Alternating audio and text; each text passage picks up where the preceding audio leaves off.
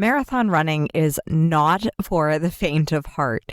You are selectively choosing to do something that the first guy who ever did it killed him, and then choosing to do that for 26.2 miles, not to mention the other countless amount of miles that you have run behind the scenes that no one else sees. I can't think of a better metaphor for life, business, and our current times actually than marathon running, simply because social media makes everything seem like a highlight reel. And when you see people in person, you see their masks. Or maybe you are seeing the real them, and they're showing up smiling and looking amazing and look like they have all their shit figured out. But you are not seeing the daily hours that they are putting in behind the scenes, working on themselves, working on their business, working on their relationships, being a great parent, and consistently day after day showing up for themselves to meet themselves where they're at so that the race they are in is for the race of their lives. Whether you want to run marathons or not, these lessons are applicable to any challenging situation in your life, because I guarantee you there is behind the scenes stuff going on that no one else sees but you. And yet it's those moments and the behind the scenes when it is you and your creator that your self-worth is crafted.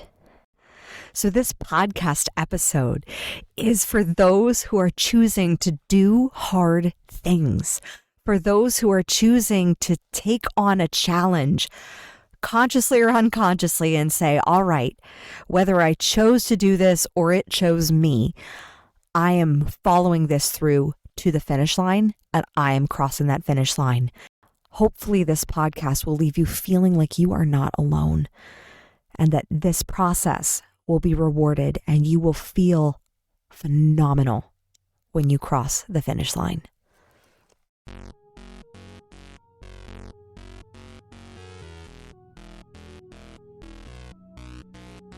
Welcome to the Crown Yourself podcast, where together we build your empire and transform your subconscious stories about what's possible for your business, body, and life. I'm your host, Kimberly Spencer, founder of CrownYourself.com, and I'm a master mindset coach, best-selling author, TEDx speaker, known to my clients as a game changer. Each week, you get the conscious leadership strategies you need to help you reign with courage, clarity, and confidence so that you too can make the income and impact you deserve. Imagine this podcast as your royal invitation to step into your full potential and reign in your divine purpose. Your sovereignty starts here, and your reign is now. Hello, my fellow sovereigns, and welcome back to another episode of the Crown Yourself podcast. I am so excited and honored to be here with you today, as always, because we are choosing to create a life, business, body by our own rules, on our own terms, doing as we do, because that is what it means to be sovereign, owning our choices and living in authentic alignment with our highest selves. And speaking of, I felt like I was living my best life in LA for a hot minute. As you know, we moved from Los Angeles to outside of Austin, Texas, and best move we could have ever made. We are so excited. We love where we live.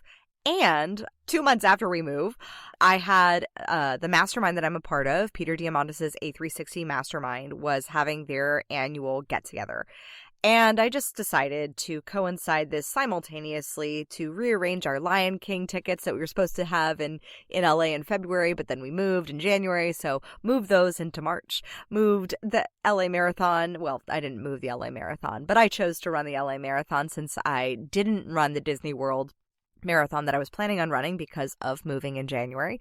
So I said I still was going to keep my commitment, still was going to run a marathon, still was going to do the dang thing. And oh my lordy, did I resist the training. I was in total resistance mode for a long time until I finally had to woman up and make the motherfucking decision, full embodied decision of I am going forth with this. I signed up for this. I committed to this. I'm not backing down again. I started out the marathon you wake up super early in the morning. So Spike was up, my mom was up, the kids were still asleep. I kissed them goodbye. I was all taped up. I freaking looked like just a patchwork quilt with all my KT tape, which was a game changer, by the way. Like, get the support that you need. What a lesson.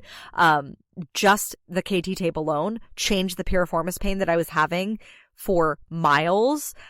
I had none of it in 26.2 miles. None of it thanks to the KT tape. This is not like, I'm not sponsored by them. I just love that brand, and I will leave a link in the show notes, because if you are a runner or you want to do any sort of athletic thing and you have any sort of injuries or anything or any sort of pains or issues, KT tape, I swear by it. I literally swear by it, because it changed the entire way my entire body mechanics for running.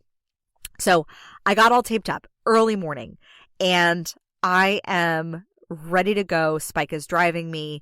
I'm just like sitting there. I have my coffee. I ate my breakfast, because I normally do intermittent fasting. But before you go to a marathon and run 26.2 miles, you might want to eat something. So I had some avocado toast, some good carbs, healthy fats, along with my bulletproof coffee with mushrooms. And not mushrooms as in psychedelics, like mushrooms as in, lion's mane, reishi, chaga, those mushrooms. I use a mushroom powder in my coffee every morning. And so we're driving there. And then as we're driving, I'm seeing the traffic. Oh boy. Like, we're good on the traffic until like about 30, like I'm looking at the traffic around Dodger Stadium, which is where the LA Marathon starts. And it is stopped on the freeway, the 110. It's because they closed off one of the off ramps to get off the freeway. And so in order to get onto the mountains, the way LA is structured, you have to, and the way the freeway is, because they closed off that off ramp, because there was an accident, the police blocked off the off ramp completely, and the traffic was stopped. And it was saying that it would take about 30 minutes for us to just get up the mountain to the starting point of the marathon. Now, at this point, it was already about 6:15. Marathon started at 7:00. And I knew that if I was going to finish before they started closing down the roads, I would, within my, 5.5, 6 hour time frame, less than 6 hour time frame for my goal, then I would have to be there promptly at 7. So as we're stopped on the 110 freeway, I was looking around, and by stopped, I mean parked. There was very, very, very little movement on the freeway, period. And I look out my window, and I know I'm seeing all the runners, because they're in their athletic wear. They've got their, signage on their chests or on their legs, or, some are lacing up their shoes in their car. And I'm looking around, and I'm starting to see a few people like getting out of their Ubers and walking on the side of the freeway up the hill, like to then go up the off ramp while walking, because the off ramp's completely closed and the police have blocked it off. And I am normally I'm not going to say normally. Like, I like to make my own mold. I challenge the rules that don't make sense. And I looked at this. I looked at the time. I looked at my goal, and I said, if we wait for the permission to go, I'm not going to make it on time, or it's highly unlikely that I'm going to make it on time. Along with, time, because you don't want to just start off running. You want to do a little stretching, a little warm up. Like, you don't want to start off just like, okay, fresh out of sitting in a car for 45 minutes to then I'm going to run 26.2 miles. You want to warm up your body. And I looked at Spike, and I saw these, guys getting out of their cars or their Ubers. They weren't leaving their cars on the side. I'm highly making the assumption that they were Ubering, and from their conversations of, when I got out of the car and chose to walk on the side of the freeway up the on-ramp, and getting yelled at, being the only one, by the way, who got yelled at by the police officer. Nobody else, you didn't yell at anybody else. And I put my head down, and I didn't say anything. And I just, he said, like, what do you think you're doing? And I'm like, I am just going to do this thing that is a choice. And I knew that, not like, I made the calculation, and I made the judgment, and I said, this is what I'm going to choose to do. I'm not the only one choosing to get out of my Uber and do this. I'm not doing this alone. But at the same time, I also saw there were so many people doing it. And not that, if everyone's jumping off a cliff, are you going to jump off too? That's not what I'm saying. I'm saying I made a very calculated decision that was in alignment with my goal to break some potential rules and choose to do something that I made a calculated risk assessment and said I'm choosing to take the risk. And so many people did. Does that make it right? Does that make it wrong? We can think in those delineations, but I chose to take the risk to choose to do something that would allow me to achieve the goal.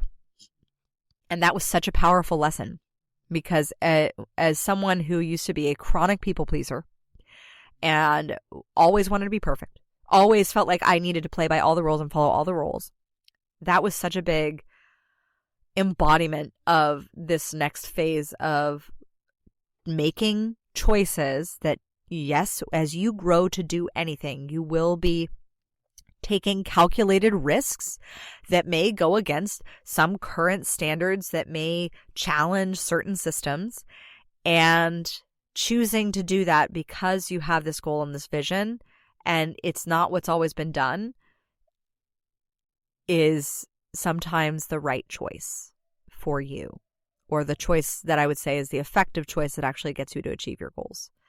And it just comes down to how much risk are you willing to take. And I definitely made the calculated risk assessment of consequences, of ownership of my choice. And I said, I'm choosing to do this. I felt like it was a safe choice because, like I said, completely stopped on the freeway. And we pulled over to the farthest of the farthest lane, and I got out and, like the many homeless people on the side of the street, just chose to walk and move. And that was so empowering to the belief system of making conscious choices and to choosing to do something.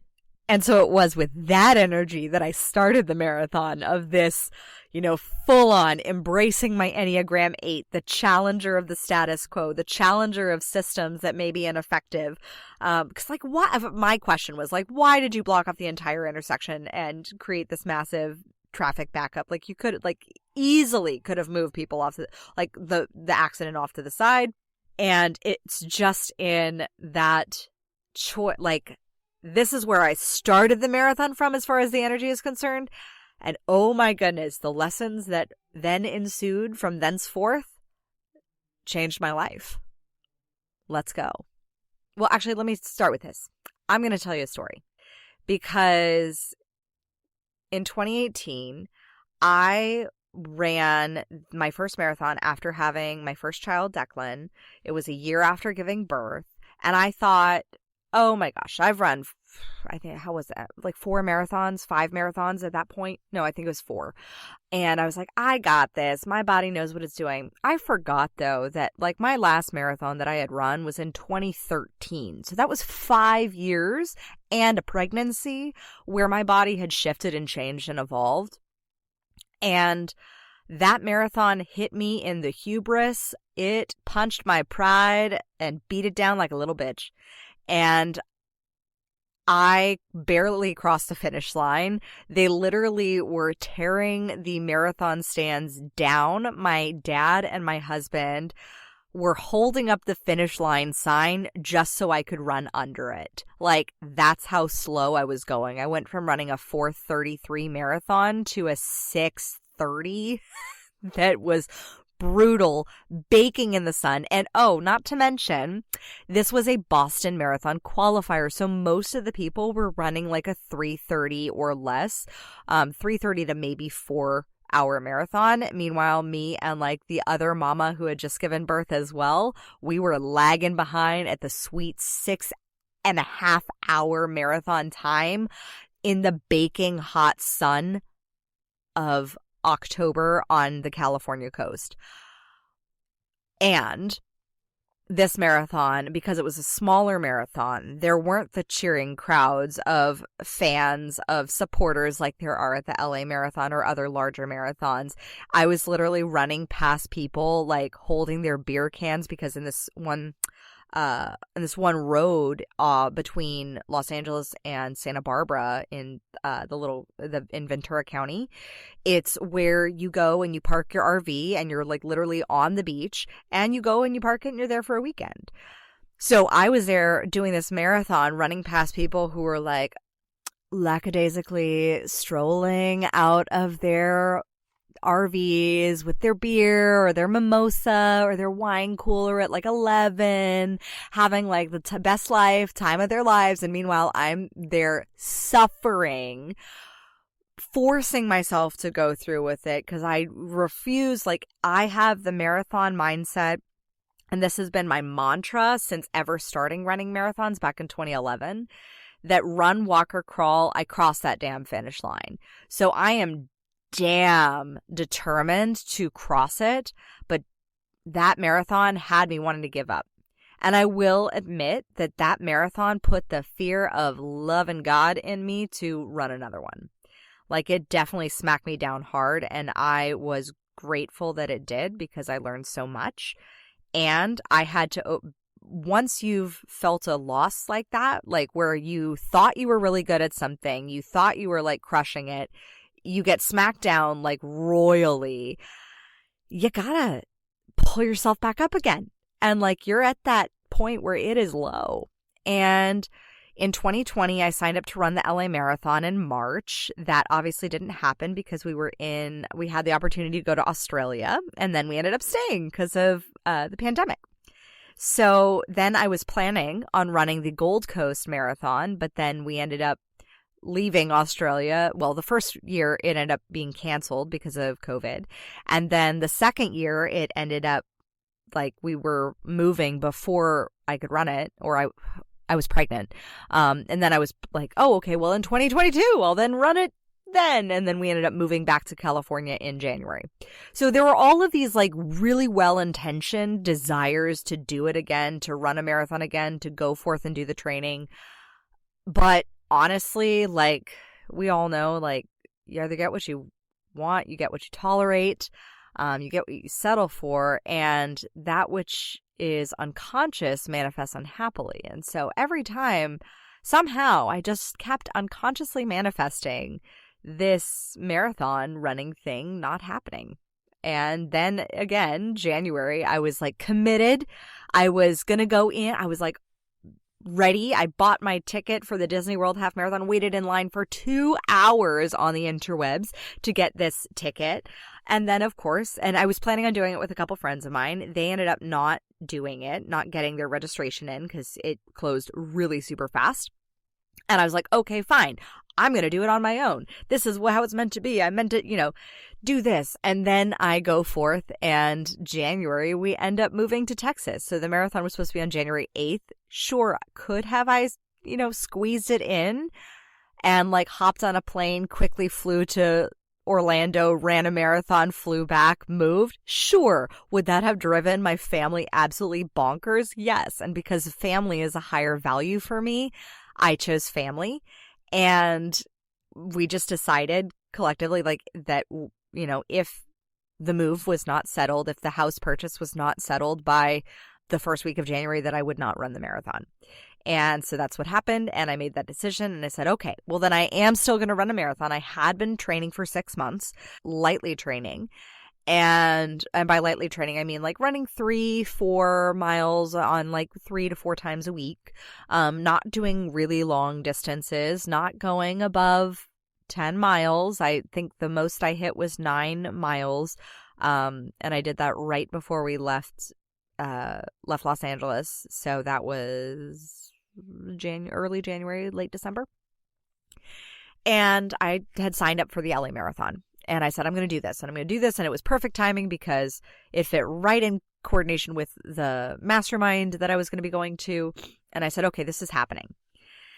And then we get to moving, and moving is, if you've ever moved, it's a lot. And if you've ever moved into a house, suddenly we had this house and I'm like, we need to fill this with furniture. We need to have furniture and we need to have a couch to sit on. We need furniture. So that took a few weeks, and I was not diligent with my training. I'm 100% honest about that.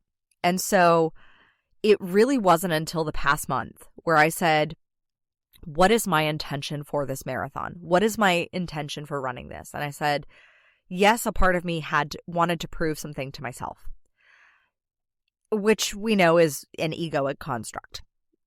Yes, I also knew that running this would allow me to remember who I am, because I knew that this marathon was going to unlock things in me, and it did, as you can tell, because I'm kind of getting a little emotional. I was not expecting that. This would be my first marathon that my dad would not be cheering me on in person. My dad was always my greatest cheerleader when it came to me running, even though he was shocked and, amazed that I could actually run a marathon, because that was something he never even thought I could do, which I always love, defying people's expectations. So that's a big win. That's the Enneagram 8 in me. But my dad, when I ran my first marathon, he was like fresh out of his back surgery. And yes, he was on heaps of opioids. So I don't recommend what he did. But what he did do meant a lot to me, even though, again, I don't recommend what he did. But he defied his doctor's orders, and he showed up in the 2011 marathon at mile 20 in a torrential downpour, like 2 weeks after his back surgery, just so that he could sit in a chair and cheer me on. He couldn't get up. He couldn't, move around much, but he sat in a chair and cheered on every single one of the runners. And that was like the best part of my dad. That was my favorite part of my dad, is he would be so generous with cheering people on to their dreams. And this was going to be the first that I was not going to experience that in person. And I know that my dad and I have a phenomenal relationship now that he has passed. He is my guide from the other side. And I realized that a part of me avoiding my training was the fact that I didn't want to face that reality. And so it was the next day after I had that breakthrough during a run, by the way, I then 2 days later ran I said I needed to at least hit double digits in my runs. And so I did my first 10 mile. That was all I trained up to. I didn't run crazy 15, 20, 26 miles. I actually have never trained for marathons in that way. Again, don't recommend it, but I always believe that if I get up to mile 13, I'm going to finish, because if I get even halfway, I'm crossing that finish line, period.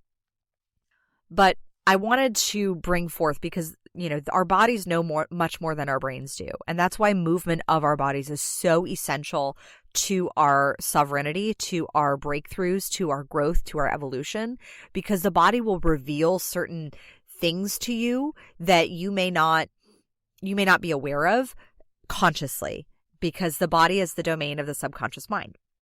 So it was through running 26.2 miles that I had a few very pivotal breakthroughs of awareness, and my first big breakthrough with running this marathon was because of the stress of moving, because of the stress of the process that went into manifesting our house and this home, which is another podcast episode, because it literally was practicing the art of detachment and surrender, like full motherfucking surrender to receive this. So that'll definitely be another podcast episode.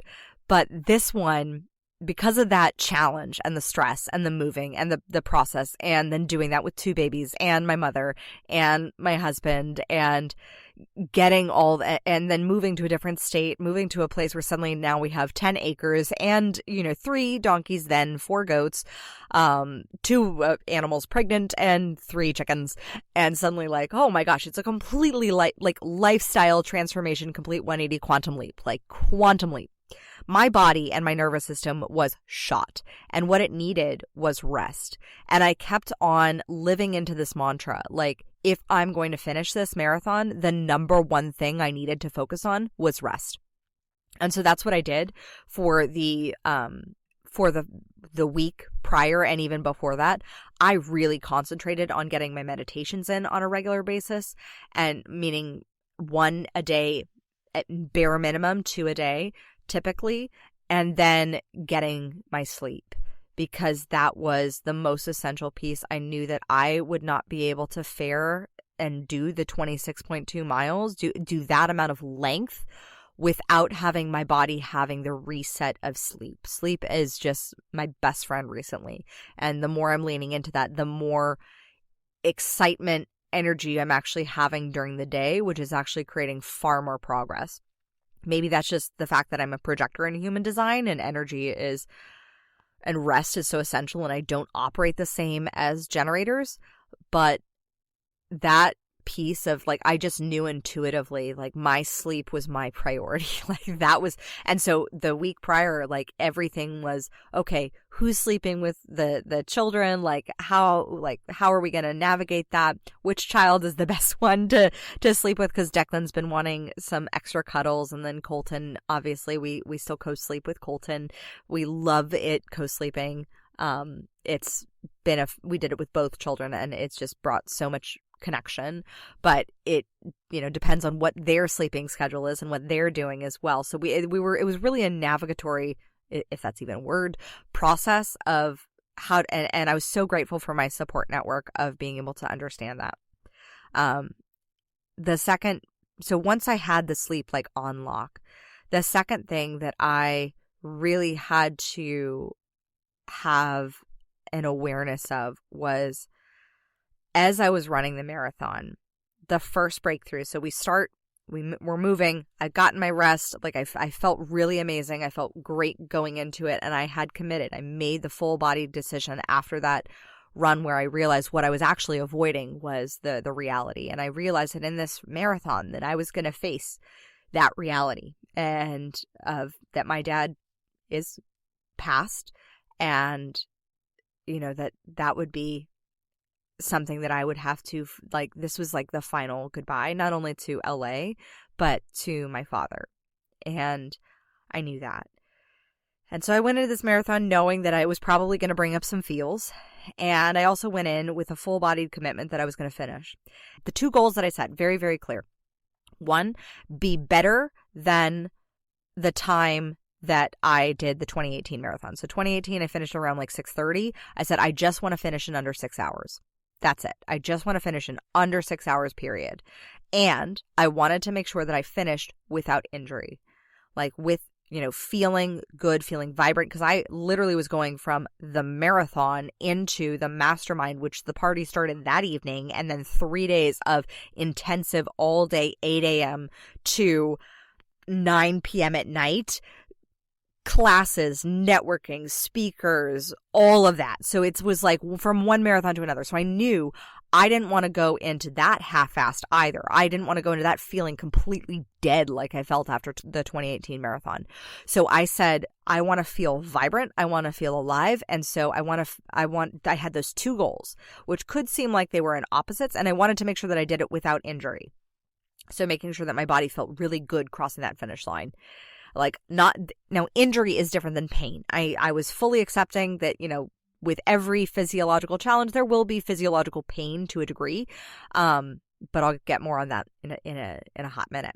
So, but I knew I was going to feel some things. I knew I was going to allow my body to feel what it needed to feel, but I wanted to make sure that I didn't injure it in the process of going for it. So this is really about the construct of the energy of which I was running, which I wasn't going to run with force. That was what I did in the 2018 marathon. I was running to prove myself. I was running with this force energy rather than true intrinsic sourcing power from the universe and from the infinite potential that my body has, and from expanding the actual capacity of my body to withhold and maintain and sustain and expand in its own capacity of energy. So those were the 2 goals that I had going into this marathon. So we start out, and, if you've ever run a marathon, it's a big crowd at first, and then you're kind of like bobbing and weaving. I would say the first 2 miles of any marathon, you're kind of navigating through the people who are running, and then through my new, I would say trigger, because I definitely was triggered in this, but because I had to work through my own judgments and offenses, because I ran marathons back in 2011 and 2012 before there were selfies. And so as you're running, people were stopping in the middle of the running path to take a selfie or to slow down. And so you're bobbing and weaving. So it's it's less of a marathon. It's more of an obstacle course to get through those it's more of a gauntlet to get through those first 2 miles. And I had to work through my annoyance and frustration and my own judgments with the people stopping to take selfies and pausing and seeing all the, because it's a really profound, beautiful energy that's in this space when you are with a collective group of 22,000 people going for the same goal. It's an energy, and it is palpable, and it is so cool. And I understand wanting to be able to capture it, and it's annoying as fuck to try to dance around it. So I'm because, there's that inertia piece. And so if you're moving forward and someone stops, there's that inertia piece of crashing. And that was what I was completely unavailable for. So it was the gauntlet, and I was okay with that. Once that was my first lesson to work through my own judgments and just see okay, this first 2 miles, not a marathon, gauntlet, go, bob, weave, Spartan, let's go. Don't knock other people down, focusing on really positive language. Find the people who are keeping a pace, lean in with them, find your pack. So as you're running, and as I was running, I was finding my pack, finding people that had a similar pace. Now, when you start a marathon, you're typically running with people in the same pace. So I knew I was going to be running about a 12-minute mile, and I used to run a 10, but I'm okay. I surrendered my pride. And I knew I was going to run a 12-minute mile because I could do that successfully without injury for a sustained amount of time. So because I knew that, I knew that I would be running at that pace, and I was looking for people, feeling out people, because you're literally feeling their energy as you're running past them, feeling out the people whose pace that I could match. And so this was aha, big breakthrough, massive breakthrough. Number one was you will be at a pace for some and then move to a new pace and a new pack. So when you are in your sympathetic nervous state, there are, we've heard of fight, flight, freeze, but there's also flock, where you are in your tribe, you're in your group, you're with your people, and then you may outgrow that group, and that outgrowth of that group can be scary biologically as fuck. Because biologically, we are wired that person who steps outside of the group, those are the ones that get eaten by wolves.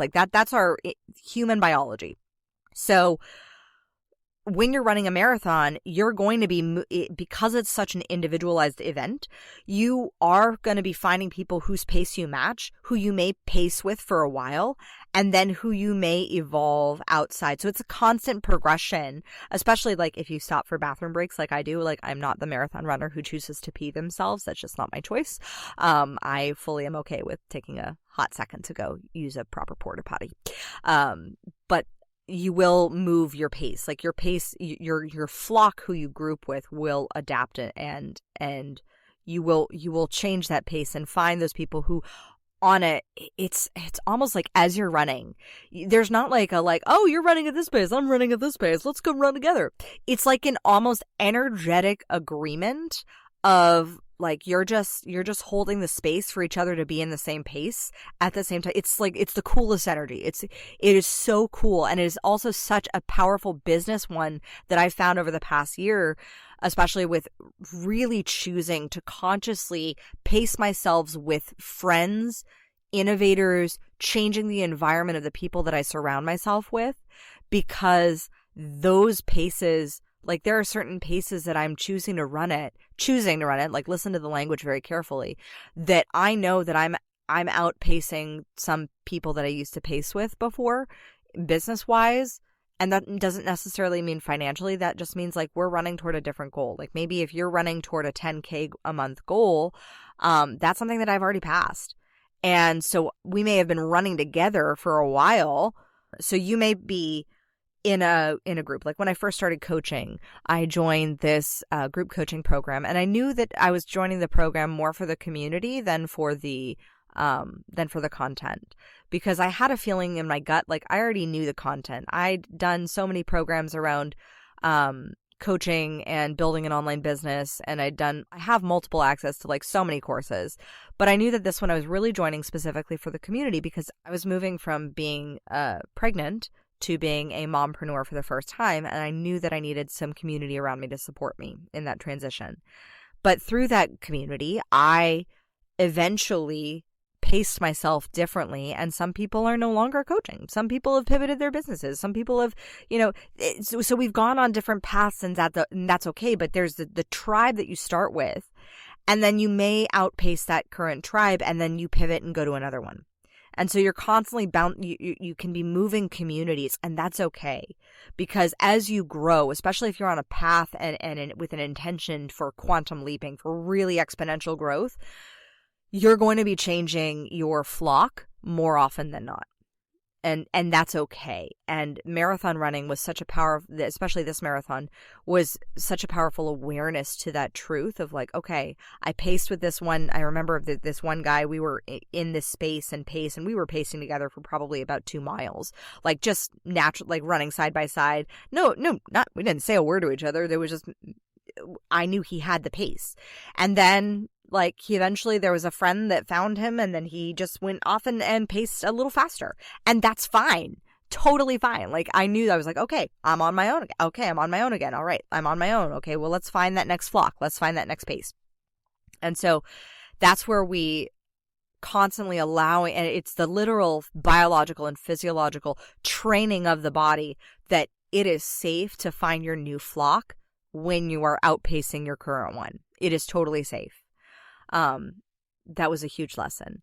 Then as we kept running, there was this one guy with a sign, and God bless West Hollywood. I absolutely love running through West Hollywood in the LA Marathon, because there was this one guy with a sign, and my body was getting tired. Like it wasn't where we crossed around, like he was in I saw him first in Hollywood. And then the coolest thing with marathon crowds, especially for bigger marathons, like city-wide marathons, is there are some people who are cheering who will then, you'll see them again like 10 miles later or 5 miles later.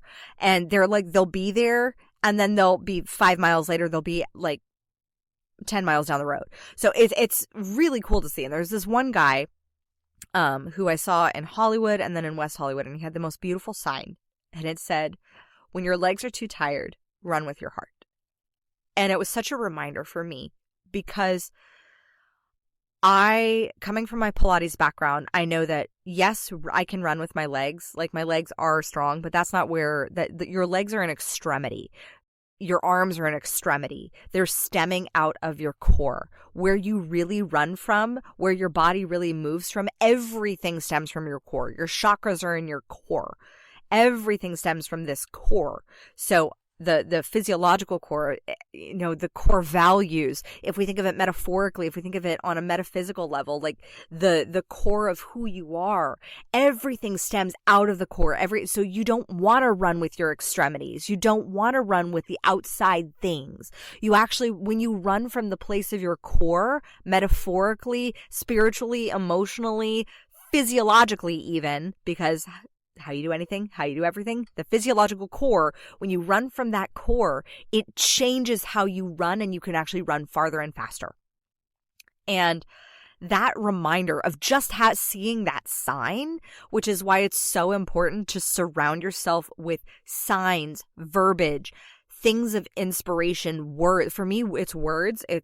I in our home, like there are so many words that I just see that I'm putting up conscientiously. Everything I'm putting up in my home is 1000% intentional to evolve me into who I'm working to be every single day, of who I'm evolving into being every single day.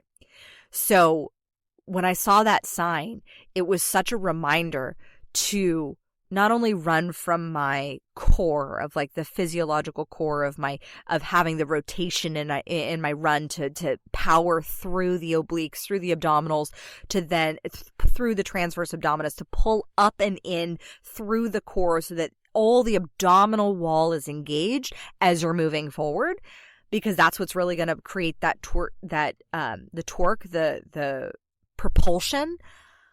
But beyond that, it was the heart, the emotions.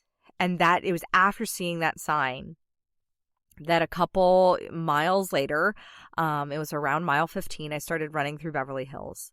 And that's when I started to notice knee pain. And I was like, fuck. Initially, that was my first response. I was like, holy fuck.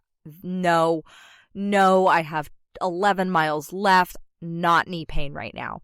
Because that was where my injuries were in the past, and specifically the 2018 marathon, that I could barely walk. Like, I was hobbling.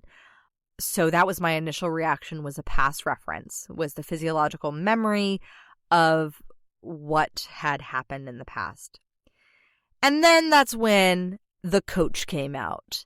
And if you work with me, or when you work with me, when you decide, you'll know that every session before it, I have a pre-coaching form. And in that pre-coaching form, I always ask the question, what's been happening with your body in the past week or since our last session? Why? Because the body is the domain of the subconscious mind. And if you study the New German Medicine Paradigm or read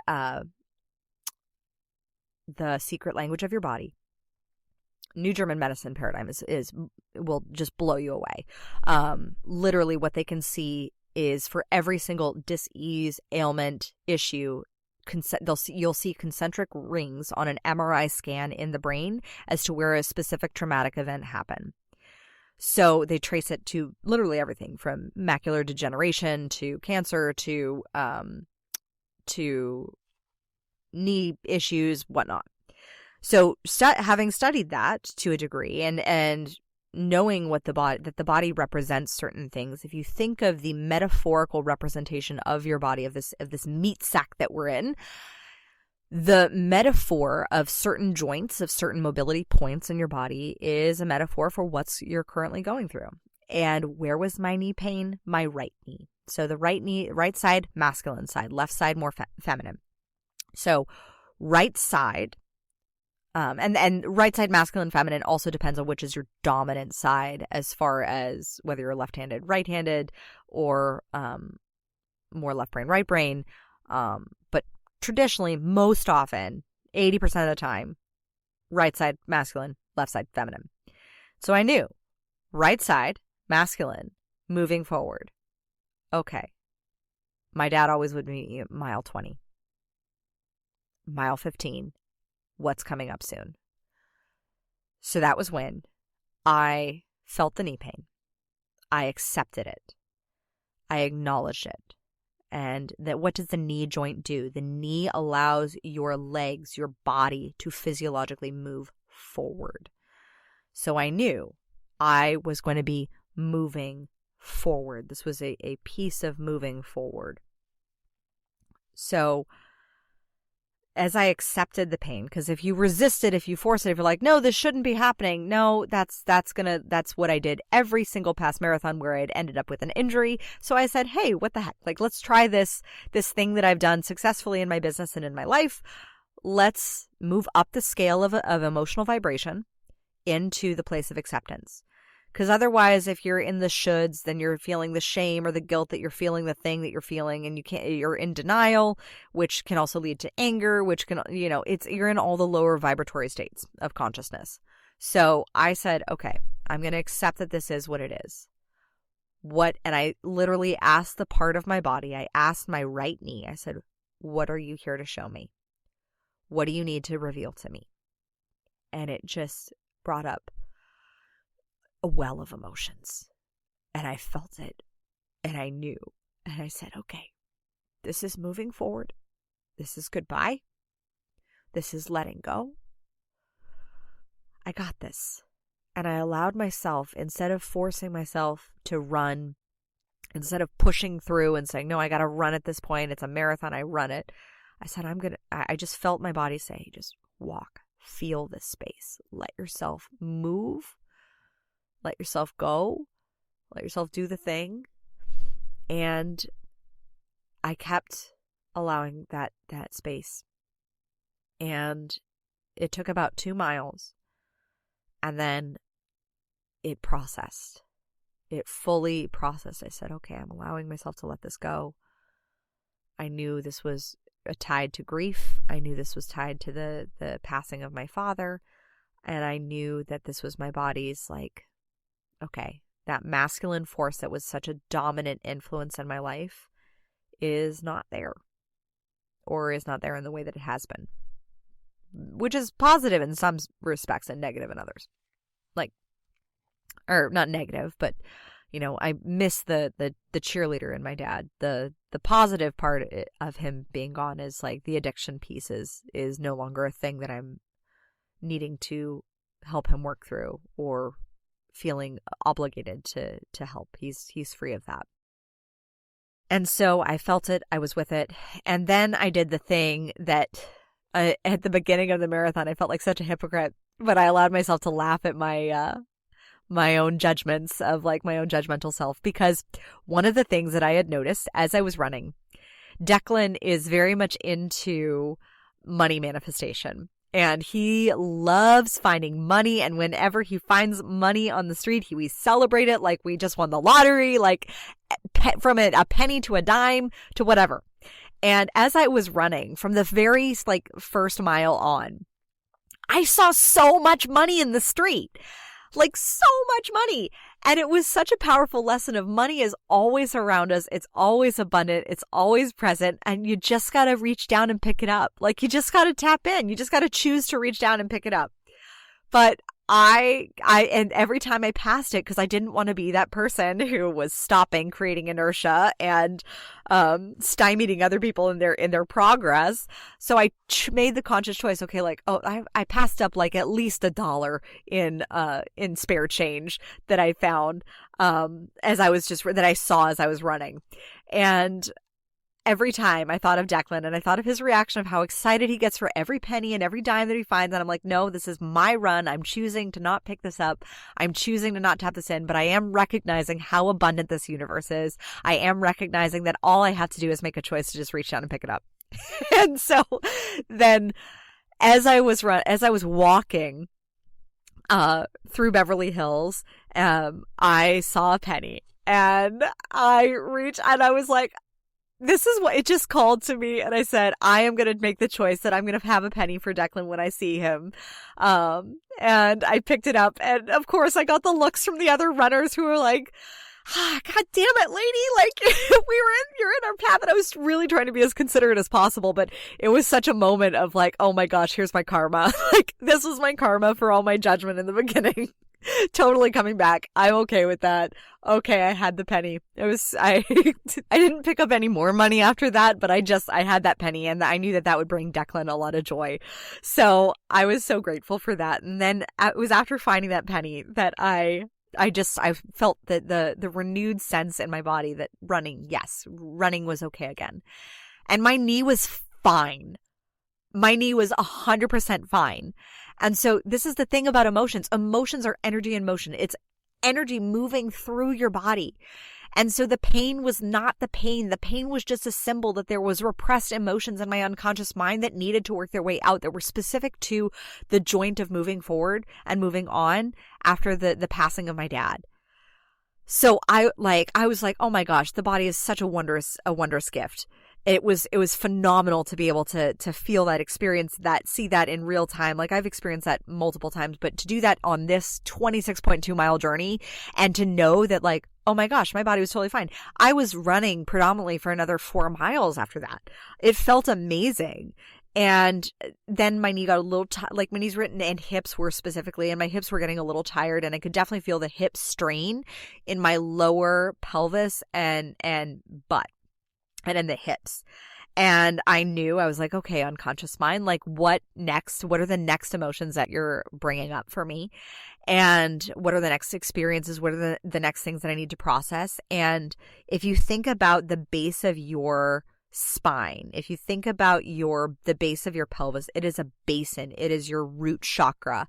It is the space where you are, it is the roots.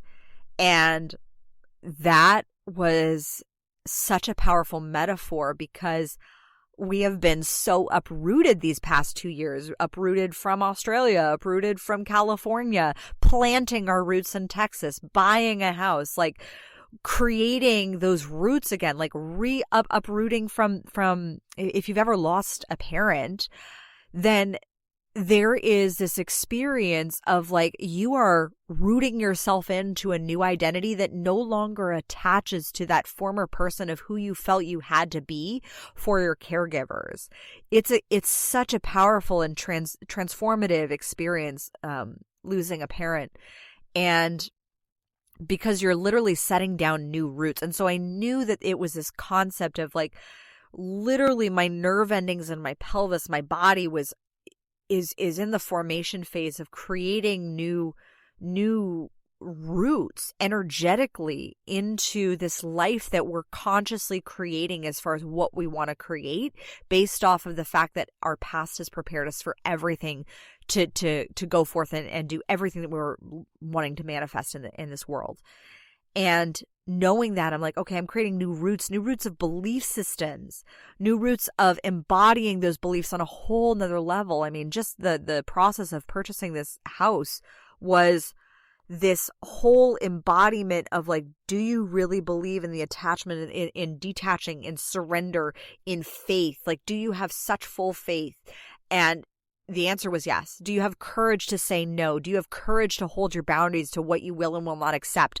Like, those were all deeply rooted lessons through the purchasing process of this house.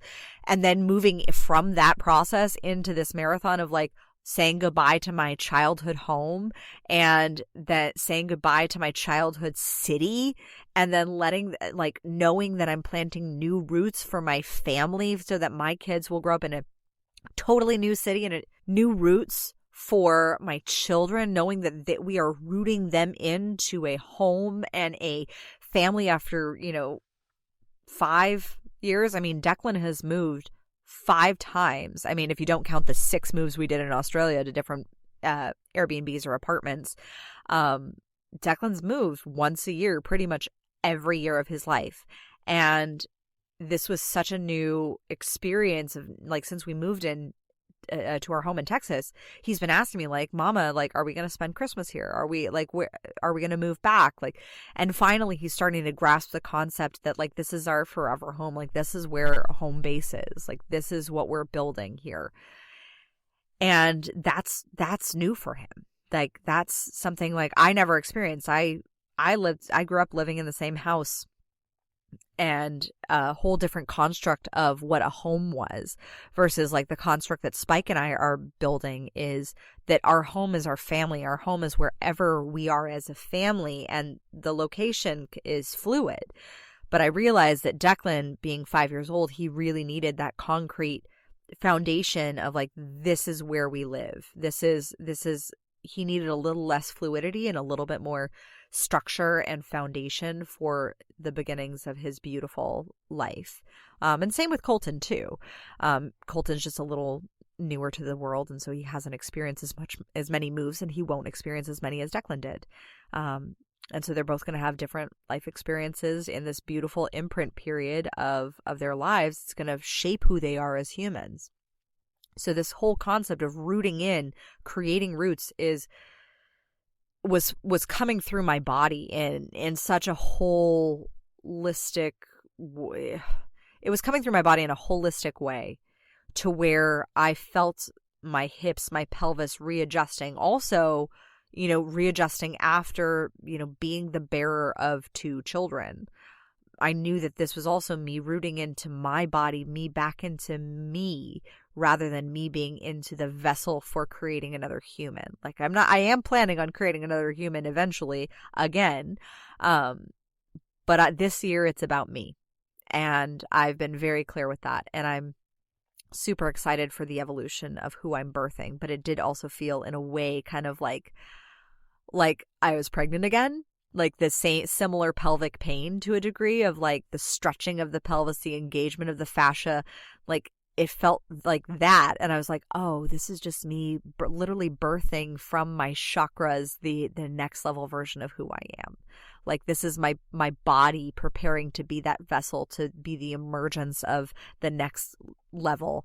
And that was my body showing that gift to me, which I was super stoked about. And yet also it was challenging. So that caused a bit of challenge up until like I was walking, running a bit more, shifting between the two, between like mile 19 and mile 21. But I knew, or at least I really hoped that my family would be there at mile 22. Like my dad and mom always met me around like mile 19, 20. But I knew that the way the course was mapped out, that the best place for my family to see me and meet me, like just logistically, would be around mile 22. And of course, that's a number that I've been seeing repeatedly on repeat. That's like been the angel number that's been guiding me since 2020. So I've been seeing it so often and so repeatedly. In fact, I kept on trying to record this podcast and we were running into different audio issues. And of course, the timestamp kept on moving to 2.2. I was like, okay, thank you, God, Angels, Universe. I know you got my back with this podcast episode. I know this is going to serve. Awesome. So as I had the faith, and I had been like slightly updating Spike on where I was. I'm just saying like mile 19. And I didn't know this until later, but like they got there literally probably about 7 minutes right before I passed. But they were there. And that was the most exciting moment for me, because I knew that as I was running past, I wanted to be a demonstration to my children of A, what is possible, and B, committing. And I didn't want them to see me in pain. I wanted to see them to see me strong. Because I wanted to show that you can keep going for a goal. You can choose strength. You can choose to keep going. And so that mile 22, I chose to run. And I had been hoping that it would rain a little bit. I'm going to be honest, because I did, like, it was a downpour in my first marathon of 2011, which was such a transformative marathon for me. I literally ran that marathon, kept running past the finish line in 2011 into the place where I was supposed to have my wedding reception to my then first husband, who we had eloped before he had deployed. And then we were going to have an official wedding when he got back. I kept running. I realized through that marathon that he was not the one for me, that it was not a relationship that was going to be conducive to the furthering of my evolution if I stayed in it. And I kept running past the finish line in a torrential downpour where only a third of the marathon runners actually finished and 100 people got hypothermia because it was freezing. And I kept running and I canceled our wedding reservations. So I, like, having rain at a marathon, I would run in the rain all day. Running in the hot sun, forget it. But running in the rain, I wanted rain. I really did. And as I'm running, I start to feel like these sprinkles. And I'm like, okay, I feel like that this is like that. I was like, oh, please let them be there. Please let them be there. And I see the mile 22 sign and I don't see them at it. And then I see the text and I look down and I see the note of just look for the woman flying her scarf. And my mom had like a scarf that she was waving around, and they were literally, I looked down, had the gut intuition, saw the text, and then kept running. And as I ran, my dad's song that, like, he loved Andrea Bocelli, and my playlist is all like it's an amalgamation of different styles. But there's this one song that Andrea Bocelli, I believe, sings with his son. And I heard it the first time like a year after my dad passed. And I knew that it was him speaking to me through the collective unconsciousness of whoever created that song. Like, I knew it felt so clear. And as soon as I'm running past as soon as I like see the kids, like right before I see them, the song comes on, and I know he's there. I know, like, that even though he's not there anymore, present in this physical reality, I know he's there for me. And it was in that space that then I see my kids, and I see Declan, and he's cheering me on, and Colton's like wondering what the fuck is going on, and who are all these people, and what are they doing? And my mom is cheering me on, and Spike is, and I'm like stripping off my jacket because I was hot, but I had to keep the jacket on to prevent from some underarm chafing. And then I knew that, like, I'm taking off the jacket, and I tell Declan, I'm like, there's a surprise for you. And he's so excited. He's like, yay, mama, you're going to win the golden trophy. And I just had this overwhelming, just pure sense of how loved and supported I am.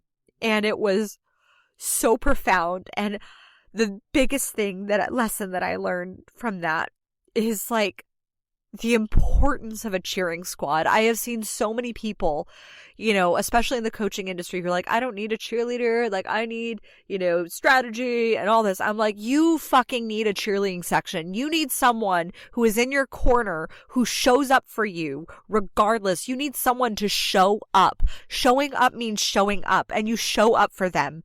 And when you show up for them, that presence of them just choosing to be there and choosing to be that supporting character in in your heroine or hero's journey is so essential to you achieving what it is that you want to create and achieve in this world. You need a cheering squad. I don't care who your cheering squad is. Choose them, find them, gather them around, and hold them close, and then do the same for others. Be other people's cheering squad. We need that in this world. Because the abundance of love that you will feel when people show up for you is enormous. And if you want people to show up for you, show up for them. And that was such a beautiful moment for me, and it inspired me. And as soon as it happened, literally I kept running probably not even a half a mile, and then the rain came. And it just poured over me, and I knew this was God, and I knew it was grace, and I knew it was the universe saying, let this transform you. Let this lean you into who you need to be. Let this be this thing that you wanted it to be. Choose that. And it's a choice. And I felt it, and I kept moving forward.